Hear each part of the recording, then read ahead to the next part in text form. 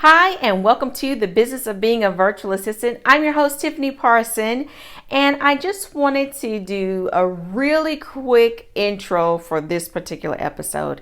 It is actually a Facebook Live from our 30 Days of Reading Session 2.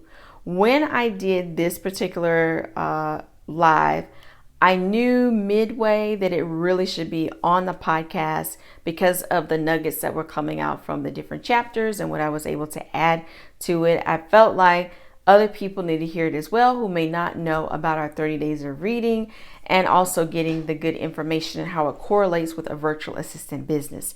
So this is episode number 180. Thanks so much for watching and listening. Here we go.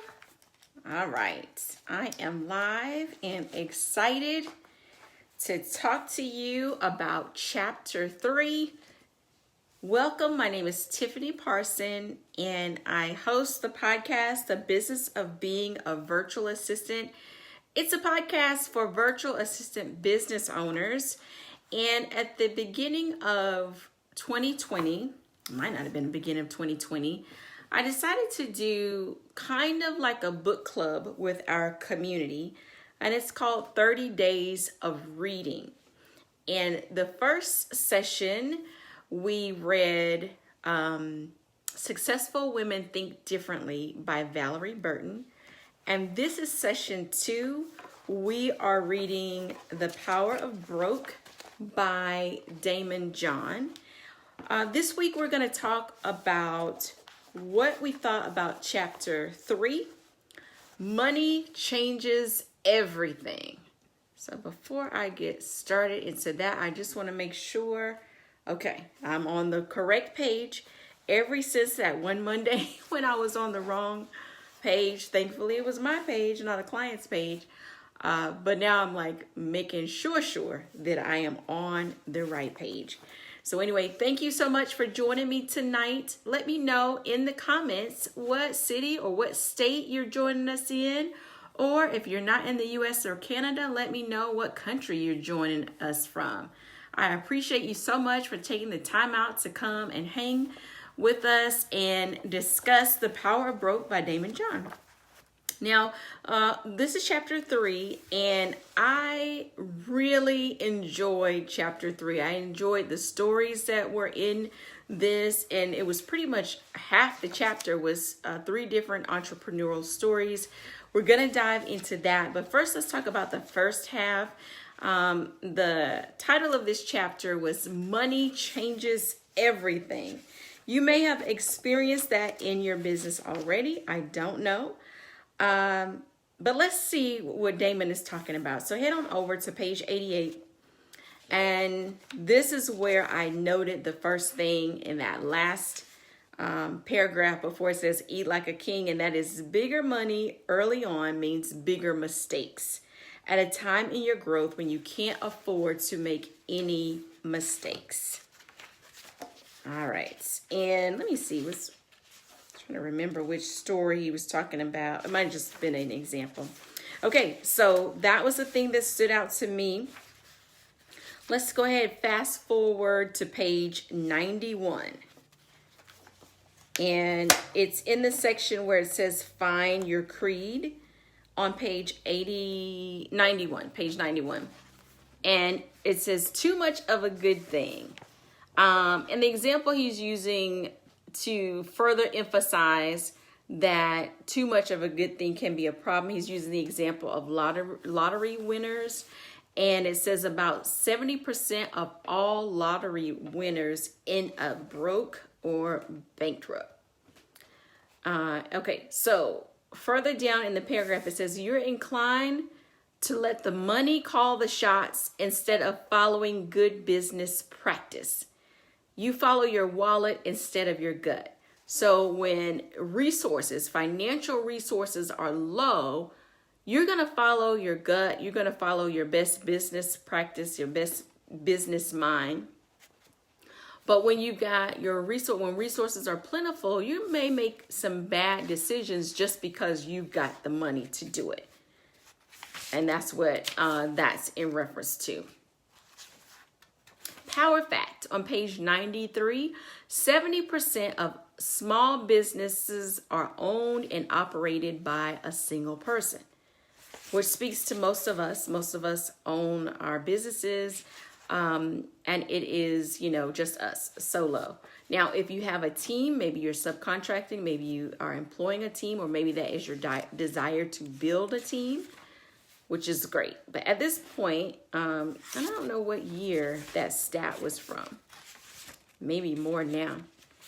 All right, let's go to Keep It Real, really. Page 95.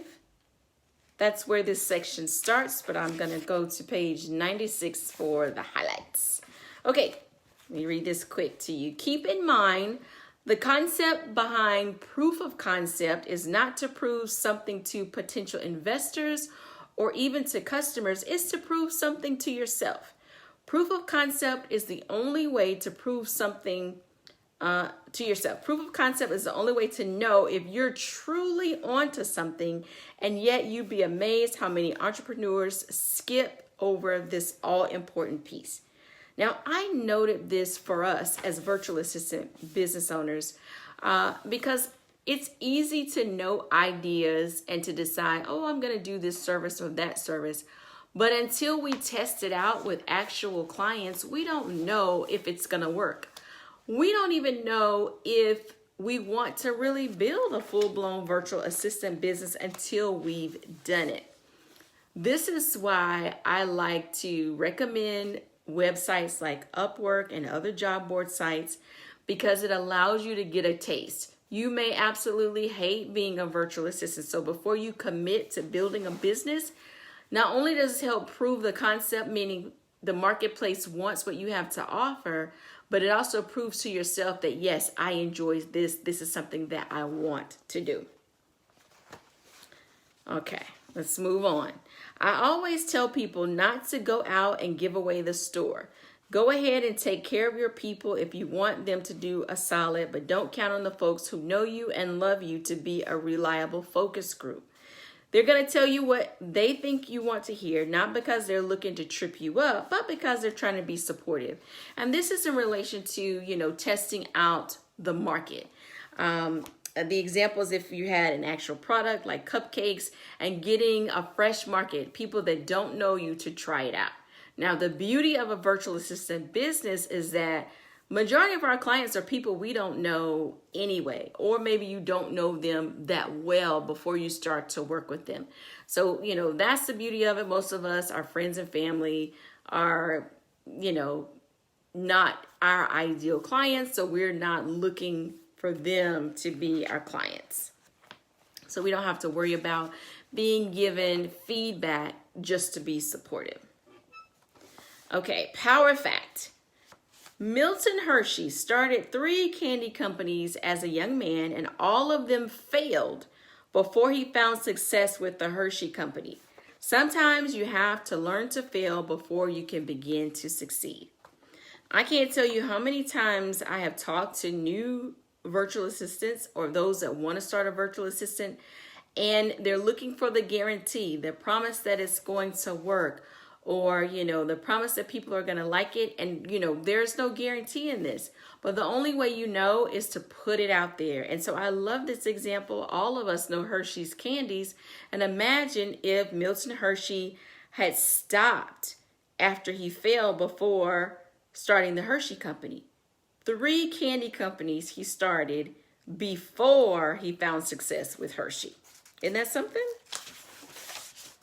Okay, next page, page 98, and then we'll get into the stories. It was all right there in the field on the fly, and because I was hustling, scraping, because I was broke, I had no choice but to keep close watch.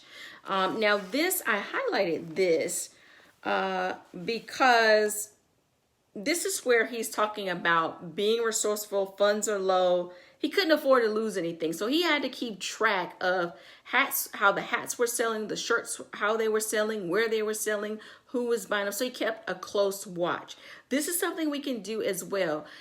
Keeping a watch and looking at what types of clients are we attracting? What industry are they in? Is there a commonality between the clients that we're attracting? Are you attracting more coaches? Are you attracting more women business owners, more men business owners, new startups, existing businesses? That's something to look at. And then if you need to tweak something, tweak it. If your goal is not to attract startups, but that's what you've been doing, you've been attracting startups, then you got to figure out a way to, in your wording, so people know you're looking for those who are already in the trenches, already working their business. All right, so there were 3 different stories, and I'll tell you what I liked about the stories. Each one of the entrepreneurs, I was either familiar with their story or familiar with their business. So let's start with Gigi Butler. Gigi's Cupcakes. I think I first heard about Gigi's Cupcakes on Shark Tank, if I'm not mistaken. And we have a Gigi's Cupcakes here in Charlotte. I've never been to it though, but we do have it. And if it wasn't Shark Tank, it was Undercover Boss. I know for sure she was on Undercover Boss because I remember there's a certain swirl that they have for their frosting, and this particular store was skipping over that special swirl that only Gigi's has.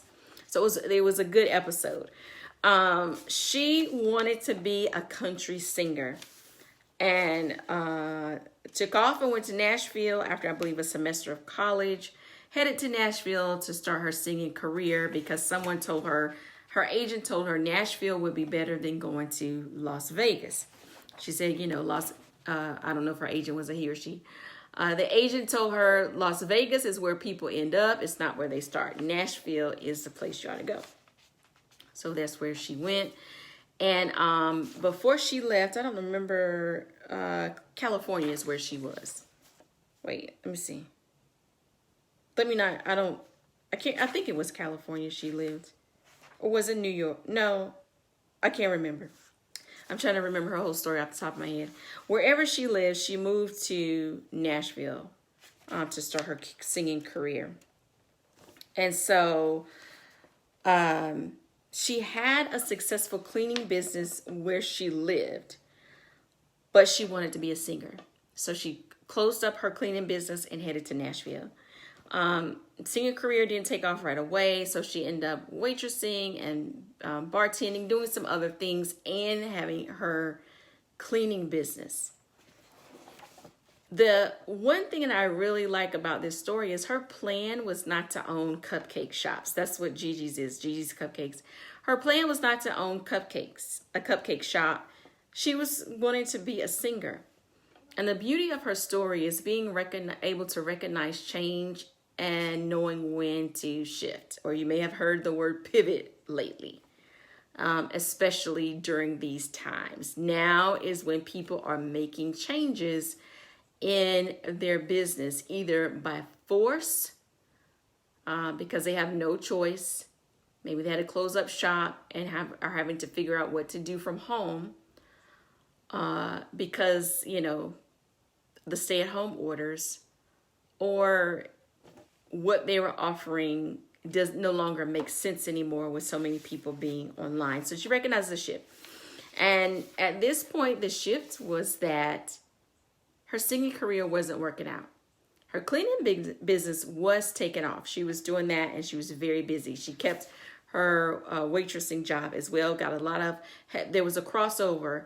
Some of her customers from waitressing ended up being clients for her cleaning business. What we can learn from her is how she kept all of her irons in the fire, all different ones. No, she didn't have any one main basket. She kept all these things going until her main thing, what she thought was going to be her main thing, her singing, took off. She gets a call from her brother who's in New York, and he's telling her about this crazy line he was in for cupcakes, and that their cupcakes didn't taste near as good as the cupcakes that she made, and he encouraged her to start a cupcake shop. She did research. She did not waste any time. I believe it was 5 months. And this is perfect. If you go to page 103, Dare to Grow. Gigi asked herself a bunch of questions. which taken together was really one question: why not? This is after her brother told her, you ought to just open your cupcake shop. So she did some research, and it was months, it was not years, before she started her cupcake business. From the time her husband told, not her husband, from the time her brother told her about it to the time she started. So listen to this. When Gigi tells her story, I love how it comes down to this simple question: why not? It's a question we should all be asking ourselves as we embark on our new adventures. Really, we spend so much time talking ourselves out of things and not nearly enough time talking ourselves into things. For my money, the arguments in favor of making a bold, proactive move are way more interesting than the arguments against. So she put her business plan together, did her research, went around to different banks in Nashville. They turned her down. She did not let that stop her. And she continued to go, and she figured out how she can provide funding for herself. So she was very resourceful. You guys know, starting our business, it does not take a lot of funds. We don't have to have so many resources. We need a computer, Wi-Fi, and confidence. Those are the things that we need to get started. And of course, a service, an actual thing we're going to provide to customers. Okay, I'm on page 104 towards the bottom. She kept telling folks what she was up to. I am highlighting this. Hi, Lori. Great to see you tonight. Okay, so Gigi kept telling folks what she was up to. Are you guys telling people what you're up to?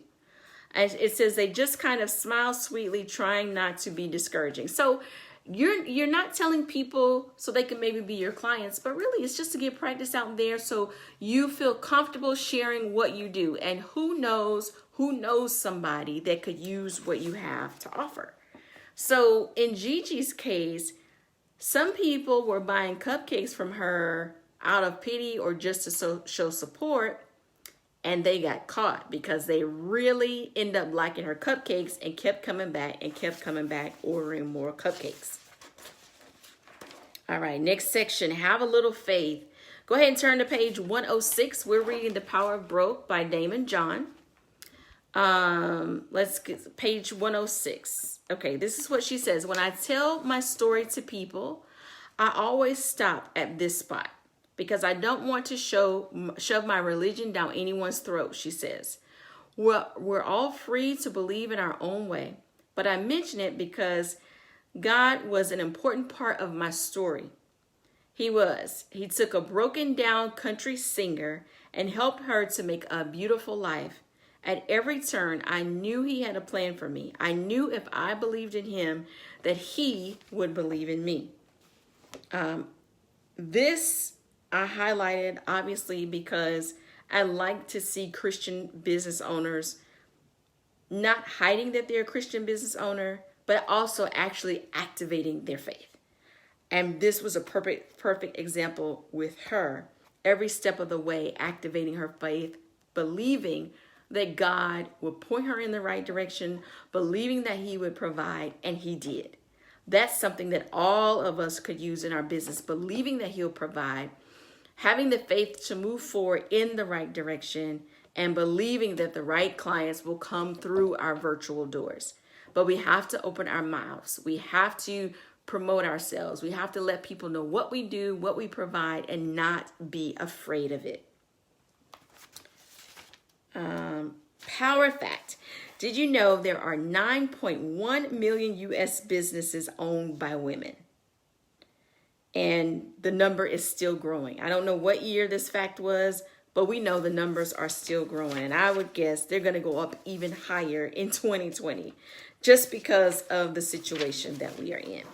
Okay, so that's Gigi's story. Gigi's Cupcakes started out as an aspiring country singer, had a cleaning business, and ended up, she has cupcakes stores all over the country.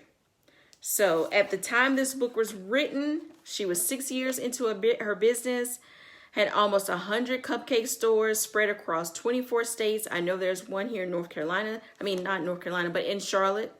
She probably has more than one in Charlotte, and has generated over $35 million in annual sales selling cupcakes. All right, let's go to the next story. Jay Abraham. Has anybody ever heard of Jay Abraham before? He's an executive consultant, speaker, direct marketing guru. Maybe you've seen some of his books or just have heard his name. So, let me look at the time. Okay, we're doing good. So one thing about in reading Jay Abraham's story, I'd heard of him. I knew he was a direct marketing guru. I knew that part. I don't think I've read any of his books. But his name is very, very familiar. But what I didn't know about him is that he was one of the people instrumental in bringing Icy Hot, the arthritis cream, back to market. And it tells the story of the whole Icy Hot. And in the process of telling the story, you don't know it's Icy Hot until it gets further down. So that was pretty neat. If we haven't used Icy Hot before, we know someone that has. All right, let's go to Power Fact on page 111. Sometimes the folks in the know don't really know. Your success is in your hands, not in the whims of others. Now, I highlighted this because I want to stress your success is in your hands. It's not in your client's hands. It's not in my hands, any other coach's hands. Your success is in your hands. What you do with the information is on you. Your next steps are completely on you. How you wake up every single morning, if you're motivated, excited, or dreading what you do, it's all up to you. You have the power to change and make a difference. All right. And as I say that, I see Lori's comment. She says, I've been doing videos, posts about my ghostwriting services. That is awesome, Lori. I am so proud of you. So proud of you activating that. Let's see here. Okay, page 112. Look in where others look away. Your problem is the solution to somebody's bigger problem. Your problem is a solution to somebody's bigger problem. So the quote behind this is that Jay Abraham had to figure out how to make some money. So this is in the 70s. He decided to start marketing these 8-tracks. Now, 8-tracks were on their way out because you could not record on 8-tracks. I remember 8-tracks, and I think my dad had 8-tracks. I remember being in the car, but they came in, came out. But the small window where they were in, even though they were on their way out, it was a solution for somebody else. Because this other company had all these 8-tracks in a warehouse somewhere, I would imagine. So he pitched to them that he could help them sell these 8-tracks. So that's where it's come from. So you may have a problem, but someone else has got a bigger problem that you can solve. And have you ever noticed that how when you focus on someone else's problem, somehow your problem gets, solved in its own way because you're not so focused on it. You're focused on helping someone else, and in the process of helping them, you help yourself. So, perfect example. We're in this stay-at-home order, pandemic. We're limited what we can do. But with your laptop and Wi-Fi, it's unlimited. With the skills that you have from past jobs, past hobbies, whatever it is, it's unlimited. So you may have had a financial challenge before this started. But you've got a skill. The fact that you provide virtual services or have wanted to, you are a step ahead of a potential client that's just now trying to figure out how to get online. Maybe they've been coaching forever for 25 years, but they have never had to do it online. And now they've got to do that. They got to figure out how to market this. So they may need to have articles like Lori does ghostwriting services. They may need social media services. They may need, coaching themselves on which direction to go. And whatever you provide, you can help someone like that. So again, while you may have a financial issue going on that's on your back, your clients got bigger issues as well that can help you in the process. You help them, and in the process, you help yourself. Okay, head on to page 118. Listen to this. Most people think that when they acquire wealth, success, getting the biggest house, starting the fastest growing company, marrying the prettiest wife, making the Forbes list, whatever. They think that's going to transform them. They think the heavens are going to open up, the angels are going to sing, euphoria is going to happen, and all their worries will disappear. But that's not how it goes. It's anticlimactic. All of that, it doesn't change anything. The meaning of life is the process. Doesn't that sound familiar to the other book? I wish I had here. The Successful Women Think Differently book. And I forget what it was called. Where you just think that all these things are going to make it better. And that's not how it happens, because we have highs and lows. And it's up to us to find the happiness in everything, the joy in everything. That's up to us. Here, he knows the meaning of life is the process. So even in our failures, we're learning. In our successes, we're learning. So it doesn't matter whether you're experiencing a high or low, you should be learning and moving forward in your process. All right. Lori says she'll be on a virtual network event next 3 days, believing for clients and opportunities. Absolutely. Absolutely. Once you're clear on what you offer, it makes it a lot easier to tell someone else and to attract the clients that you want. So that's great, Lori. I look forward to hearing about that and how you have scheduled discovery appointments with those that you're networking with in the next 3 days. Okay, the last story. We're doing good. We got 5 minutes. Kevin Plank. How many of you have heard of Under Armour? Maybe you wear Under Armour, or you know someone that has Under Armour shirts. My husband wears Under Armour shirts all the time and probably has Under Armour other stuff. I don't know all the stuff Under Armour has, but this story is about Kevin Plank. He is the founder and chief executive officer of Under Armour. Now, this is a great story. I'm gonna give a little bit away. Hopefully you've read this chapter. If not, read it for yourself. I want you to get what you get out of the chapters. And come back and share with me in the comments if you're not doing it already as I speak. Kevin Plank was a football player at the University of Maryland in the mid-90s. It's kind of cool because he was in college the same time I was in college. Played football, and the concept of Under Armour came out of a need. He was a football player at the University of Maryland, and they were wearing t-shirts under all that football gear. And you know what it feels like when your t-shirt gets wet. It's heavy. And I don't know about you, but I get kind of sensitive to with certain materials if it's not soft or it starts to rub. So he felt like, there's got to be a better way. And what the players were having to do is when they would get a break from practice, they would have to take off everything and change the t-shirt out, put another one on, put all that equipment back on. And he was like, there has got to be a better way to solve this. There's got to be some material that can absorb sweat in a better way. And off he went to discover it. So let's go to page 122. At the top says 99 times out of 100, it comes down to an entrepreneur making up his mind and deciding he's going to find a way.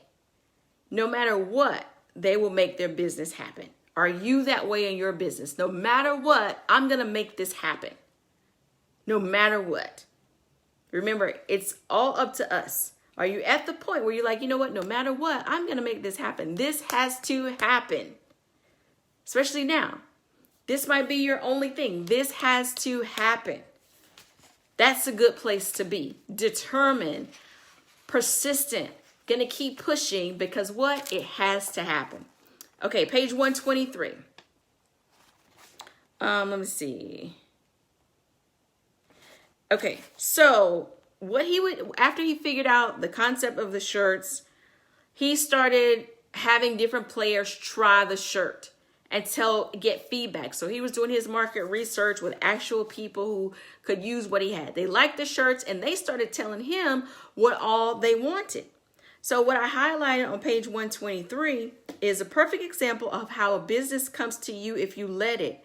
It started out, he was thinking one way, t-shirts for football players.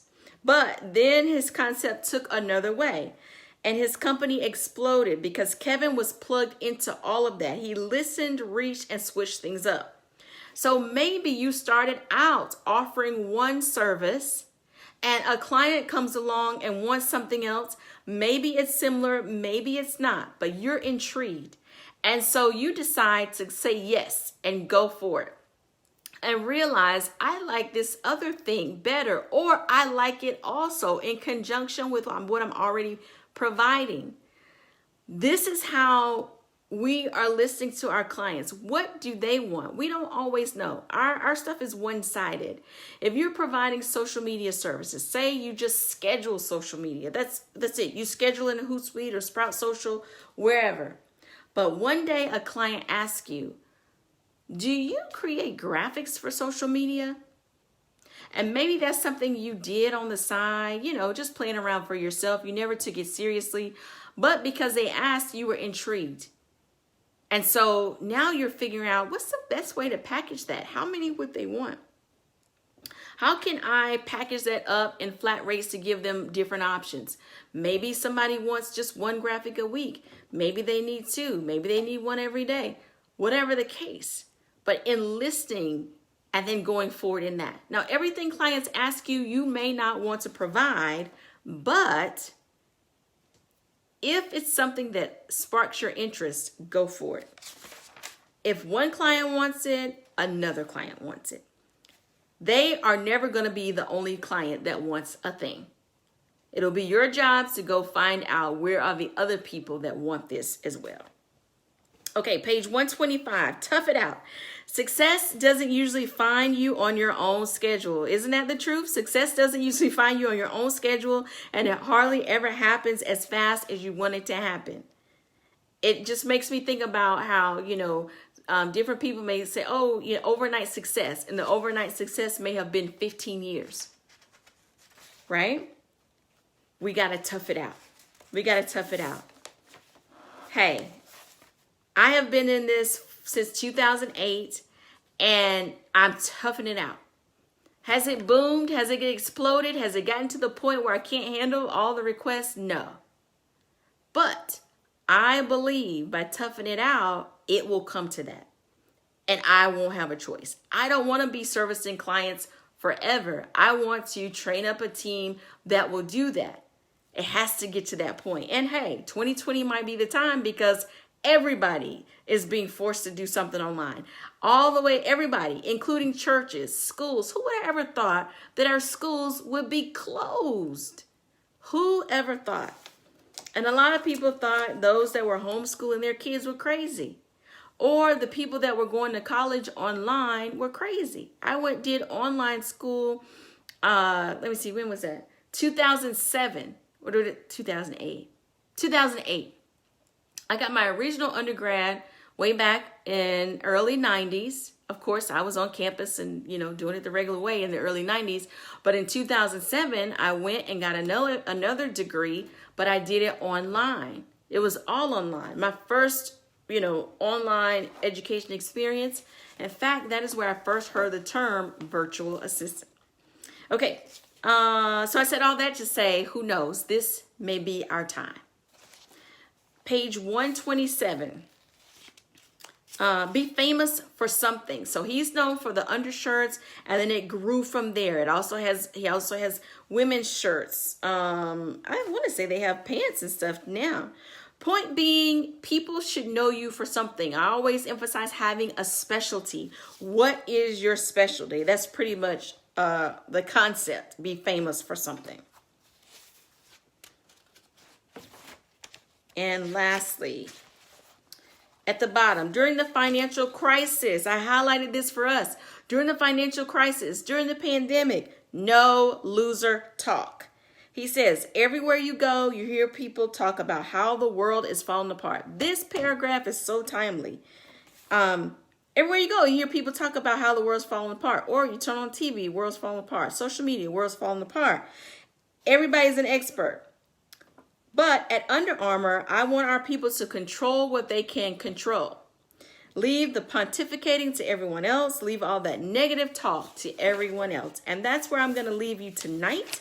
Leaving all that negative talk to everyone else. Focus on what you want out of your business, believing in yourself. If you believe God, believe that God will make it happen. Now, if I sit at home with my arms folded, God's not going to make it happen because I haven't even displayed that I want it to happen because my arms are folded. What am I doing? You have to move forward. You have to put some type of action into it. If you find yourself stuck on the same problem over and over and over again, make a decision and move forward. Make a decision and move forward. Is that decision right? I don't know. Is this decision wrong? I don't know. Guess when you'll find out? After you've put that decision into action. Then you'll find out. And guess what? It's going to be rare that a decision you make cannot be modified. Why? Because it's for your business. You can set a price and decide, ooh, I should have charged more. Okay, next time I'm charging more. It could be a service. You decided to, okay, you agreed to do this service. Ooh, I don't like this. Okay, take it off your website. Don't offer it anymore. Don't submit proposals for that particular service. The decisions you make are not permanent. They can be changed for your business. That's the beauty of owning your business. Now go for it. We're leaving all the negative talk to everybody else. We're taking charge and control of our business, our life, and this whole process of where you want your business to go. Now, next week, we are going into chapter 3, what it is. Now, if you've been watching me and you don't have a copy of this book, make sure you grab a copy. I'm sure there's a Kindle, Audible. I have gotten to the point lately, I just want to actually fill pages, so I've been ordering physical books. But next week, we're going to read chapter 4, what it is. I want to hear what you thought about chapter 3 in the comments. I can't wait to read and hear what all you have to say. And finally, let me see here. I finished that.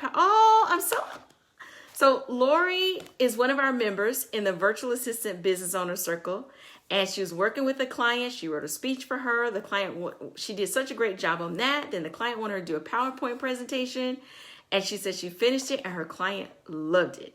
Oh, so excited, Lori. That is awesome. Congratulations. What a great feeling. What a great feeling. I can't wait to talk more about that next week on our monthly call. So anyway, you guys have a great night. Thanks so much for joining me for another session of 30 Days of Reading. We're going to dive into chapter 4 next week. Y'all have a great evening. Until next time.